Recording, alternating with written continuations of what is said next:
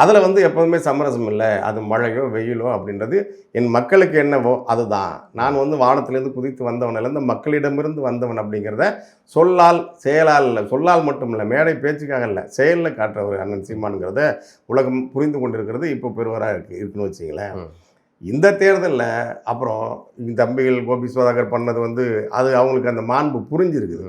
ஒரு அரசியல் களத்தில் இத்தனை ஆண்டுகள் அரசியலை எல்லாருமே அவதானித்து வருகிறார்கள். நீங்கள் உங்களுக்கு தெரியும், விடுதலைக்கு பிறகு 52 தொடங்கி இன்றைக்கு வரைக்கும் கூட, அல்லது திராவிட ஆட்சிகள் வந்த பிறகு, அண்ணாவுக்கு பிறகு அப்படின்னு பார்த்தோம்னா இவ்வளவு கடுமையான உழைப்பை செலுத்திய ஒரு கட்சியின் தலைவர் இருக்கிறாரானா இல்லைன்றதை நம்ம எழுதி உறுதியாக சொல்லலாம். அதை தான் பார்த்தேன். இவ்வளோ ஒரு அவர் வெறும் எம்எல்ஏ அப்படிங்கிறத நோக்கி இல்லை, முழுக்க வந்து இது கிட்டத்தட்ட ஒரு விழிப்புணர்வு பயணம் மாதிரி தான். வந்து வெறும் சட்டமன்ற உறுப்பினர் அல்லது ஆட்சியை கைப்பற்றுவது அப்படி இல்லை, மொத்தமாக இந்த நிலத்தை சீரழிச்சு அழிச்சிட்டான் அப்படிங்கிற அந்த வழி இருக்குல்ல, அதை என் மக்கள் உணராமல் இருக்கு.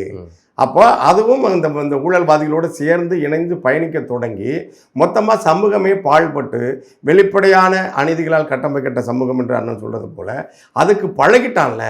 அப்போது அவனை மொத்தமாக செத்து போனவனுக்கு பாட்டு பாடியோ அல்லது சிகிச்சை அளித்தோ, திருநாவுக்கரசர் பாட்டு பாடி பாம்பு கடிச்ச பையனை உயிர்ப்பித்தது போல உண்மையிலே அந்த நிலையில தான் இருக்குது தமிழினம்.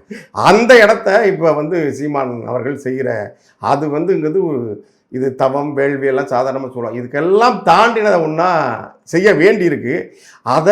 அதே வேகத்தோடு அதே அந்த அக்கறையோட உண்மையோடு அவர் செய்கிறாரு அப்படிங்கிறத களத்தில் இருந்து பார்க்கும்போது இரத்த கண்ணீர் தான் உடனிருந்து பேச முடியாத, நடக்க முடியாத, சாப்பிட முடியாத, தூங்க முடியாத. என்ன அவசியம்? ஒரு அரசியல் தலைவராக இருந்தால், ஒரு அரசியல் கட்சி தலைவனாக இருக்கிற ஒருவனுக்கு இது அவசியமே இல்லை. ஏன்னா இங்கே அரசியல் வந்து மிக வெளிப்படையாக மிக லாபம் தருகிற தொழிலாக இந்த அயோக்கியர்கள் மாற்றி விட்டார்கள்.